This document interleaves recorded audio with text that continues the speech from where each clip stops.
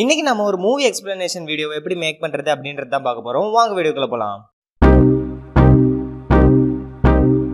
ஒரு movie explanation video அப்படின்னா என்னன்னா, நீங்க இருந்துட்டு ஒரு கதையை, அதாவது ஒரு மூவியை பார்ப்பீங்க, அந்த மூவியோட கதையை அப்படியே இருந்துட்டு சொல்வீங்க. இப்படி சொல்லும் போது என்னன்னா, அந்த மூவியோட அப்படியே அதோட கிளிப் இருந்துட்டு லைன் பை லைனா கண்டினியூஸா ஓடும். ரீசெண்டா நம்மளோட தமிழ் யூடியூபர்ஸ்க்கு நடுவில் இது மாதிரியான கிரியேட்டர்ஸ் அதிகபட்சமாக வளர்ந்துட்டு இருக்காங்க. ஆனால் இதுக்கான மார்க்கெட் இன்னும் வரைக்கும் குறையலன்னு தான் சொல்லணும்.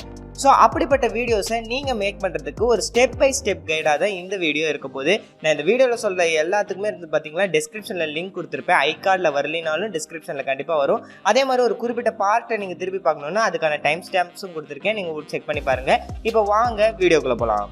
ஃபர்ஸ்ட் வந்து பார்த்தீங்கன்னா படம், அதாவது உங்களோட கண்டென்ட்டை நீங்கள் இருந்து எங்கேருந்து எடுக்கிறது, படம் இருந்துட்டு எங்கேருந்து டவுன்லோட் பண்ணுறது அப்படின்னு பார்த்தீங்கன்னா எனக்கு தெரிஞ்சு ஒரு 3 வழி இருக்குது. ஃபஸ்ட்டு பார்த்தீங்கன்னா நீங்கள் இருந்துட்டு டெலிகிராமில் இருந்துட்டு டவுன்லோட் பண்ணலாம். டெலிகிராமில் இருந்துட்டு இப்போ எனக்கு தெரிஞ்சு ரீசெண்டான டைமில் எல்லா விதமான மூவிஸும் அவைலபிளாக இருக்குது. கொஞ்சம் தேடுற மாதிரி இருக்கும், பட் டெலிகிராம் ஃபஸ்ட்டு சாய்ஸாக வச்சுக்கோங்க. அதுக்கு அடுத்து பார்த்தீங்கன்னா வெப்சைட்ஸ், ஆல்ரெடி நம்மளுக்கு அவைலபிளாக இருக்கக்கூடிய சில வெப்சைட்ஸில் இருந்துட்டு படம் டவுன்லோட் பண்ணுவாங்க. அதுலேருந்தும் நீங்கள் டவுன்லோட் பண்ணலாம். நான் எந்த வெப்சைட்டு இந்த வீடியோவில் சொல்ல முடியாது, சொன்னால் எனக்கு ஏதாவது பிரச்சனை வரும். ஸோ ஏதாவது ஒரு வெப்சைட்லேருந்து டவுன்லோட் பண்ணுங்கள். இல்லைனா ஓடிடி பிளாட்ஃபார்ம், இந்த ஓடிடி பிளாட்ஃபார்மில் இருந்துட்டு நீங்கள் இருந்துட்டு ஜாயின் பண்ணிக்கோங்க. ஜாயின் பண்ணிட்டு என்ன பண்ணுங்கள், ஒவ்வொரு தடவையும் நீங்கள் ஒரு குறிப்பிட்ட படம் பார்க்கும்போது அதை ஸ்க்ரீன் ரெக்கார்ட் பண்ணுங்கள். அதை ஸ்க்ரீன் ரெக்கார்ட் பண்ணி அதுக்கப்புறமா அதை எடிட் பண்ணி யூஸ் பண்ணிக்கலாம். இப்படி தான் இந்த 3 வகையில் தான் பண்ண முடியும். பட் முக்கியமாக ஒரு விஷயத்தை நீங்கள் ஞாபகம் வச்சுக்கோங்க, நீங்கள் இருந்துட்டு இப்படி டவுன்லோட் பண்ணக்கூடிய படமோ இல்லை ஸ்க்ரீன் ரெக்கார்ட் பண்ணக்கூடிய படமோ அதில் இருந்துட்டு எந்த வாட்டர் மார்க்கும் இருக்கக்கூடாது. தேவையில்லாமல் அந்த வெப்சைட்டோட வாட்டர் மார்க்கு இல்லை மற்ற இது மாதிரியான வாட்டர் மார்க் இருந்துச்சுன்னா அது வந்து உங்கள் சேனலுக்கு ஒரு பெரிய பிரச்சனையை உருவாக்கும். அதை மறைக்கிறதும் ஒரு மாதிரி அசிங்கமாக இருக்கும். ஸோ அதனால முடிஞ்ச அளவுக்கு பாருங்கள், வாட்டர் மார்க் இல்லாத படங்களாக எடுத்து அதை வந்து நீங்கள் ரிவ்யூ பண்ணுறதுக்கு நல்லபடியாக ரெடி பண்ணிக்கோங்க. அடுத்து வந்து நீங்கள் இப்போ இருந்துட்டு படம் டவுன்லோட் பண்ணிட்டீங்க, படம் பார்த்துட்டீங்க அப்படின்ற பட்சத்தில் அடுத்து வந்து நீங்கள் ஸ்கிரிப்ட் எழுதணும். ஸ்கிரிப்ட் எழுதுறதுக்கு இது மாதிரியான வீடியோஸ்க்குன்னே ஸ்கிரிப்ட் எழுதுறதுக்கு நான் வந்து ஒரு மெத்தட் வந்து யூஸ் பண்ணுவேன். அதுதான் இன்ஸ் டெவலப்பிங். இதை சின்ன வயசுலாம் பார்த்தீங்கன்னா ஒரு கதையை வந்து முழுசாக கொடுக்காம ஐஃபன் போட்டு லைன் லைனாக வந்துட்டு அந்த சின்ன சின்ன சீன் மட்டும் கொடுத்துருப்பாங்க. அதை நம்ம ஒரு கதையாக இருந்துட்டு மேக் பண்ணணும்ல, அது மாதிரி ஹிண்ட்டாக எழுதி வச்சு நீங்கள் சொல்லலாம். இதை வந்து ஹின்ஸ் டெவலப்பிங் மெத்தடுன்னு வச்சுக்கோங்க ஸ்கிரிப்டில். அடுத்த மெத்தட் ஸ்கிரிப்டிங்க்கு வந்து என்ன பண்ணலான்னா, நீங்கள் இருந்துட்டு ஒரு அந்த ஸ்டோரியே இருந்துட்டு ஒரு சின்ன சம்மரியாக மேக் பண்ணிடுங்க. கண்டிப்பாக இருந்துட்டு இந்த மாதிரி வீடியோஸ்க்கு வந்து நீங்கள் ஸ்கிரிப்ட் எழுதியாகணும். ஏன்னா இப்போ நீங்கள் இருந்துட்டு அப்படியே பேச ஆரம்பிச்சிங்கன்னு வச்சுக்கோங்க, ஒரு 40 நிமிஷம் 50 நிமிஷம் பேசிடுவீங்க. இல்லைனா மொத்த கதையை முழுசாக சொல்லாமல் 10 நிமிஷத்துலேயே முடிச்சிருவீங்க. ஸோ இந்த பிரச்சனைலாம் வராமல் இருக்கணுன்றதுக்காக தான் ஸ்கிரிப்ட் எழுதணுங்கிறது. ஸோ மறக்காமல் ஸ்கிரிப்டை இருந்துட்டு எழுதி வச்சுக்கோங்க. ஸ்கிரிப்டை எழுதி முடிச்சதுக்கப்புறமா அடுத்து ஆடியோ நம்ம ரெக்கார்ட் பண்ண போகிறோம். இப்போ ஆடியோ ரெக்கார்ட் பண்ணுற பட்சத்தில் நான் ஃபோன் தான் வச்சுருக்கேன் அப்படின்ற பட்சத்தில் நீங்கள் ஃபோன்லேயே உங்களோட சவுண்ட் ரெக்கார்டரை ஆன் பண்ணி உங்கள் வாய்க்கிட்ட வச்சு நீட்டாக இருந்துட்டு ரெக்கார்ட் பண்ணுங்கள். முடிஞ்ச அளவுக்கு கொஞ்சம் நாய்ஸியாக இல்லாத ஒரு என்விரான்மெண்ட்டில், இல்லைனா நைட்டு நேரம் இந்த விடியங்காத்தால் அந்த மாதிரி சமயத்தில் இருந்துட்டு டிரைவ் செஞ்சு நல்லா எந்த நாய்ஸும் இல்லாத ஒரு இடத்துல இருந்துட்டு நீங்கள் ரெக்கார்ட் பண்ணுங்கள். அதுக்கப்புறமா இருந்துட்டு ஒரு வேளை நீங்கள் லேப்டாப் யூஸ் பண்ணுறவங்க, உங்ககிட்ட ஒரு மைக் இருக்குது அப்படின்ற பட்சத்தில் தாராளமாக இருந்துட்டு அடாசிட்டி அப்படின்ற ஒரு சாஃப்ட்வேரை டவுன்லோட் பண்ணி என்ன பண்ணலாம், அதில் இருந்துட்டு ரெக்கார்ட் பண்ணலாம். ஃபஸ்ட்டு இருந்துட்டு உங்களோட வாய்ஸ் ஓவரை ரெக்கார்ட் பண்ணி அதை இருந்துட்டு தனியாக ஒரு ஃபைல் போட்டு சேவ் பண்ணிக்கோங்க. இப்படி நீங்கள் ஃபைல் போட்டு சேவ் பண்ணதுக்கு அப்புறமா அடுத்ததான் நீங்கள் செய்ய போகிறது தான் ஆடியோ எடிட்டிங். ஆடியோ எடிட்டிங்கிறது இதில் ரொம்ப முக்கியமான ப்ராசஸ். ஸோ ஆடியோ எடிட்டிங்கில் நீங்கள் இருந்துட்டு சின்ன சின்ன விஷயங்கள் செய்யணும். ஃபஸ்ட்டு என்னென்ன ஆப் இருக்குன்னு நான் சொல்லிடுறேன். ஃபோன் யூஸ் பண்ணுறீங்க அப்படின்ற பட்சத்தில் ஆடியோ லேப்னு ஒன்று இருக்குது. போன வீடியோவில் நான் இதை சவுண்ட் லேப்னு சொல்லிட்டேன்னு நினைக்கிறேன். ஸோ ஆடியோ லேப்னு பார்த்தீங்கன்னா ஒரு ஆப் இருக்குது. அதே மாதிரி லெக்ஸிஸ் ஆடியோ எடிட்டர் அப்படின்னு சொல்லிட்டு ஒரு ஆப் இருக்குது. எனக்கு வந்து ஆடியோ லேப் கொஞ்சம் பிடிக்கும். இது லெக்ஸிஸோட ஆடியோ லேப் வந்து நான் ப்ரிஃபர் பண்ணுவேன் அதிகமாக. அதே மாதிரி லேப்டாப்பை பொறுத்த வரைக்கும் அடாசிட்டி மாதிரி பெஸ்ட்டு வராது. ஸோ அடாசிட்டியில் பண்ணுறதுனா அடாசிட்டிலே பண்ணுங்கள். வேறு சாஃப்ட்வேர் இது வரைக்கும் எனக்கு தெரிஞ்சு எதுவும் பெஸ்ட்டாக வந்ததில்லை. இப்போ ஆடியோ எடிட்டிங் ப்ராசஸில் என்னெல்லாம் பண்ணுறோம் அப்படின்றத பார்க்கலாம். ஃபஸ்ட்டு இருந்துட்டு என்ன பண்ணுவீங்கன்னா ட்ரிம் பண்ணணும். நீங்கள் இருந்துட்டு மொத்தமாக பேசியிருக்கிறதுல நடுவில் கண்டிப்பாக கேப் விட்டு தான் பேசுவீங்க. அது ஒவ்வொரு தடவையும் பின்னாடி போய் டெலீட் பண்ணிகிட்டு இருக்க வேணாம். நீங்கள் இருந்துட்டு கேப் விட்டு பேசினாலும் சரி, இல்லை எப்படி பேசினாலும் சரி, வெயிட் பண்ணுங்கள். அதுக்கப்புறமா எடிட்டிங் பார்ட்டில் இந்த நேரத்தில் நீங்கள் என்ன பண்ணுங்கள், அதெல்லாம் ட்ரிம் பண்ணி நீங்கள் கண்டினியூஸாக பேசுகிற மாதிரி இருந்துட்டு எடிட் பண்ணிடுங்க. அதுக்கப்புறமா என்ன பண்ணணும்னா நாய்ஸ் ரிடக்ஷன் வந்து நீங்கள் கொடுக்கணும். நீங்கள் பேசுறதுக்கு ஆரம்பிக்கிறதுக்கு முன்னாடியே கொஞ்சம் கேப் வந்து விட்டுக்கோங்க. ஏன்னா நாய்ஸ் ரிடக்ஷன் ஆப்ஷனை நீங்கள் யூஸ் பண்ணுறதுக்கு கொஞ்சமாவது நீங்கள் முன்னாடியே இருந்துட்டு அந்த சுற்றி இருக்க நாய்ஸ் எல்லாம் கேட்கறதுக்காக வச்சுருக்கணும். ஸோ கொஞ்சம் ஸ்பேஸ் விட்டு அதுக்கப்புறமா பேச ஆரம்பிங்க.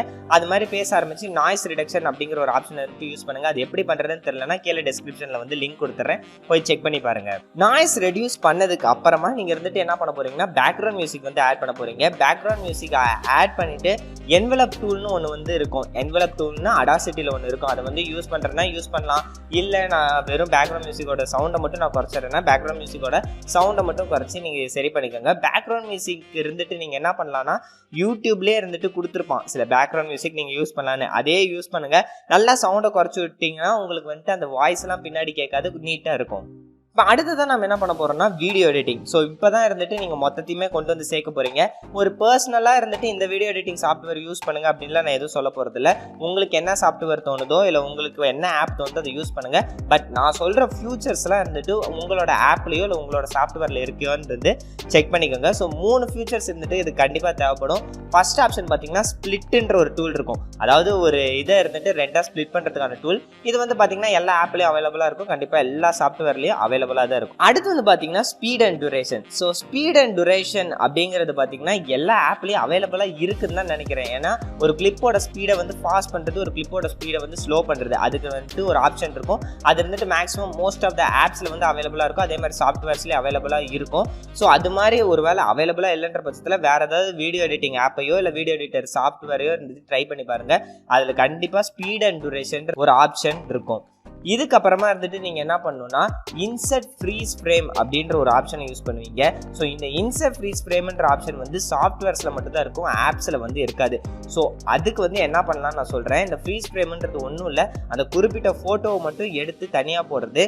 ஸோ இதை நீங்கள் பண்ணுறதுக்கு என்ன பண்ணலான்னா நீங்கள் அந்த அப்படியே நீங்கள் ப்ராஜெக்ட் பண்ணிட்டு இருக்கும்போது அதிலே சேவ் பண்ணிட்டு நீங்கள் வெளில வந்துட்டு நீங்கள் அந்த வீடியோக்குள்ளே போய் அந்த குறிப்பிட்ட பார்ட்டை மட்டும் ஒரு ஸ்க்ரீன்ஷாட் எடுத்து திருப்பி உள்ளே வரலாம். ஸோ இது எப்படின்னு நான் சொல்கிறேன், எடிட்டிங் எப்படி பண்ணுறதுன்னு சொன்னேன்னா உங்களுக்கு புரிஞ்சிடும்னு நினைக்கிறேன். ஸோ இப்போ என்னென்ன பண்ணணும் அப்படின்னா ஃபர்ஸ்ட் இருந்துட்டு உங்களோட வீடியோ எடிட்டிங் சாஃப்ட்வேரையோ இல்லை ஆப்பையோ ஓப்பன் பண்ணிக்கோங்க. ஓப்பன் பண்ணிவிட்டு நீங்கள் என்ன பண்ணணும்னா உங்களோட படத்தை அதில் இம்போர்ட் பண்ணணும். அதுக்கப்புறமா உங்களோட ஆடியோ இருந்துட்டு இம்போர்ட் பண்ணணும். இம்போர்ட் பண்ணதுக்கு அப்புறமா நீங்கள் இருந்துட்டு என்ன பண்ணா உங்களோட ஆடியோவை லிசன் பண்ணுங்கள். ஆடியோவில் இருந்துட்டு ஒரு 30 செகண்ட் வரைக்கும் ஒரு குறிப்பிட்ட சீன் வந்து சொல்கிறீங்கன்னு வச்சுக்கோங்க. அந்த 30 செகண்டை நீங்கள் இம்போர்ட் பண்ணியிருக்க அந்த படத்தில் இருந்து தேடி அது வரைக்கும் போய் அந்த கரெக்டாக இருந்துட்டு அந்த மார்க்கை வச்சு ஸ்ப்ளிட் பண்ணுங்கள். அந்த படத்தை 2ஆக ஸ்ப்ளிட் பண்ணிவிட்டு நீங்கள் என்ன பண்ணணுன்னா அந்த கிளிப்பை தொட்டு அதோட ஸ்பீட் டிரெக்ஷனை, அதாவது அதுக்குன்னு ஒரு குறிப்பிட்ட ஸ்பீடில் ஓடும்ல, அந்த ஸ்பீடை இருந்துட்டு அதிகப்படுத்தி விடுங்க. ஸோ நீங்கள் இப்படி அதிகப்படுத்த என்ன ஆகும்னா நீங்கள் வந்து அந்த 30 செகண்ட் இருக்கும்ல, அந்த 30 செகண்ட்லேயே இந்த மொத்த கிளிப்பும் இருந்துட்டு ஃபாஸ்ட்டாக அந்த 30 செகண்ட்லேயே ஓடுற மாதிரி ஸ்பீடை அதிகப்படுத்தி விடுங்க. ஸோ இப்படி தான் இருந்துட்டு நீங்கள் என்ன பண்ணுவீங்கன்னா உங்களோட ஆடியோக்கு ஏற்ற மாதிரி ஒவ்வொரு கிளிப்பாக ஸ்ப்ளிட் பண்ணி அதோட ஸ்பீடை அதிகப்படுத்திகிட்டே இருக்கிற சமயத்தில் அது இருந்துட்டு கரெக்டாக உங்களுக்கு ஆடியோக்கு நேராகவே அந்த இது இருந்துட்டு கரெக்டாக ஓடிட்டு இருக்கும். இப்போ இந்த ஃப்ரீஸ் ஃப்ரேம்ன்ற ஆப்ஷன் எங்கே யூஸ் பண்ணுவோன்னா சில டைம் இருந்துட்டு ஒரு குறிப்பிட்ட சீனை மட்டுமே ரொம்ப நேரம் பேசிடுவாங்க. ஒரு குறிப்பிட்ட சீனில் மட்டுமே நிறைய டீட்டெயில்ஸ் இருக்கனால அது ரொம்ப நேரம் பேசிடுவாங்க. அந்த குறிப்பிட்ட சமயத்தில் அந்த இடமே இருந்துட்டு அப்படியே நிற்கணும்ல. ஸோ நீங்கள் ஸ்லோ பண்ணி விட்டிங்கனாலும் எப்படி அது வீடியோ ஓடி கொஞ்சம் கஷ்டமாக தான் இருக்கும். ஸோ அதனால் என்ன பண்ணுங்கள், வெளில வந்துட்டு அந்த குறிப்பிட்ட இடத்த மட்டும் ஸ்க்ரீன்ஷாட் எடுத்து திருப்பி இருந்துட்டு அதை இமேஜஸாக வந்து ஆட் பண்ணி விட்டுருங்க. இல்லை நான் சாஃப்ட்வேரில் பண்ணுறேன் அப்படின்ற பட்சத்தில் இன்சர்ட் ஃப்ரீஸ் ஃப்ரேம், அதே மாதிரி அந்த குறிப்பிட்ட இடத்த மட்டும் ஃபோட்டோ எடுக்கிற ஆப்ஷன் ஃபிலிமோரா மொவாவி மாதிரியான வீடியோ எடிட்டிங் சாஃப்ட்வேர்லேருந்து கொடுத்துருப்பாங்க. ஸோ அதை யூஸ் பண்ணி நீங்கள் இருந்துட்டு அந்த குறிப்பிட்ட ஃபோட்டோவை மட்டும் எடுத்து அந்த இடத்துல இருந்துட்டு போட்டுக்கலாம். இவ்வளோதான் எடிட்டிங் ப்ராசஸ். இப்படி நீங்கள் ஸ்ப்ளிட் பண்ணி அதோட ஸ்பீடை இருந்துட்டு அதிகப்படுத்தி அந்த குறிப்பிட்ட ஆடியோக்கு ஏற்ற மாதிரி நீங்கள் கொண்டு வந்ததுக்கப்புறமா மொத்த மூவியுமே முடிஞ்சிடும். நீங்கள் எக்ஸ்போர்ட் பண்ணுங்கள். இந்த ஃபோனில் நீங்கள் பண்ணுறீங்க அப்படின்ற பட்சத்தில் ரொம்ப டைம் எடுக்கும். பட் ஒரு சாஃப்ட்வேரில் பண்ணுறீங்க அப்படின்ற பட்சத்தில் கம்மியாக தான் டைம் எடுக்கும், சீக்கிரமாக பண்ணி பிடிச்சிடலாம். இப்போ எக்ஸ்போர்ட் பண்ணோடே அடுத்து வந்து யூடியூப்க்கு அப்லோட் பண்ண போகிறீங்க. ஸோ அப்லோட் பண்ணுறதுக்கு முன்னாடி நல்லா வந்து ஞாபகம் வச்சுக்கோங்க, நீங்கள் இருந்துட்டு இப்போ வந்துட்டு ஒருத்தரோட ஒரு குறிப்பிட்ட ஆளோட படத்தை இருந்துட்டு எடுத்திருக்கீங்க. முடிஞ்ச அளவுக்கு தயவு செஞ்சு புது படம் எடுத்து போடாதீங்க. எடுத்தீங்கன்னா செம்ம பிரச்சனையாக மாட்டிப்பீங்க. தமிழ் படங்களையும் தயவு செஞ்சு எடுக்க வேணாம். முடிஞ்ச அளவுக்கு ஹாலிவுட் இல்லை ரொம்ப பழைய படம், இப்போ 1990s இல்லை இந்த 2010 இருக்கிறது 2015 இருக்கிறது கூட எடுத்துக்கோங்க. அதுக்கு மேலே இருக்கிறது கொஞ்சம் பார்த்து எடுத்திங்கன்னா கொஞ்சம் நல்லாயிருக்கும். இந்த சீரியஸ்லாம் இருந்துட்டு தாராளமாக இருந்துட்டு யூஸ் பண்ணலாம். நம்ம மொழியில் அது இல்லாமல் இருந்துச்சுன்னா கொஞ்சம் பெட்டராக இருக்கும். நீங்கள் என்ன பண்ணலான்னா ஃபேர் யூஸ் பாலிசின்னு ஒன்று வந்து யூடியூப்பில் இருக்குது. ஸோ அந்த ஃபேர் யூஸ் பாலிசியில் இருந்துட்டு நீங்கள் காப்பிரைட் கிளைம் வராமல் முடிஞ்ச அளவுக்கு தப்பிச்சிக்க முடியும். அதே மாதிரி நீங்கள் இருந்துட்டு என்ன பண்ணலான்னா இந்த காப்பிரைட் ஆக்ட்னு ஒன்று வந்து இருக்கும். நீங்கள் கூகுளில் போய் காப்பிரைட் ஆக்ட் அப்படின்னு சர்ச் பண்ணிங்கனாலே ஃபஸ்ட்டே வரும். அதை காப்பி பண்ணி உங்களோட டிஸ்கிரிப்ஷனில் போட்டுருங்க. ஸோ ஏதாவது ஒரு சேஃப்டினா அது இருந்துட்டு உங்களுக்கு கொஞ்சம் ஹெல்ப் பண்ணும். இதை மொத்தமாக பண்ணி முடிச்சிட்டிங்கனாலே ஒரு மூவி எக்ஸ்ப்ளனேஷன் வீடியோ இருந்துட்டு நீங்கள் மேக் பண்ணிட்டீங்க. இதில் ஏதாவது உங்களுக்கு டவுட் இருந்துச்சுன்னா கமெண்ட் பண்ணுங்கள், நான் கிளியராக இருந்துட்டு எக்ஸ்பிளைன் பண்ணுறேன். இல்லைனா இதே மாதிரி ஏதாவது யாராவது இருந்துட்டு இப்படி எடிட் பண்ணி போட்டிருக்காங்க அப்படிங்கிற பட்சத்தில் அவங்களோட வீடியோ கூட நான் உங்களுக்கு கமெண்ட்டில் ஷேர் பண்ணுறேன். ஸோ நீங்கள் இருந்துட்டு உங்களுக்கு ஏதாவது டவுட் இருந்துச்சுன்னா கமெண்ட்டில் மென்ஷன் பண்ணுங்கள். நாளைக்கு வீடியோவில் பார்த்தீங்கன்னா ஒரு ஒயிட் போர்ட் வீடியோ எப்படி முழுசாக மேக் பண்ணுறது அப்படின்றத பார்க்க போகிறோம். ஸோ நாளைக்கு வீடியோவில் உங்களை பார்க்குறேன். தேங்க்யூ.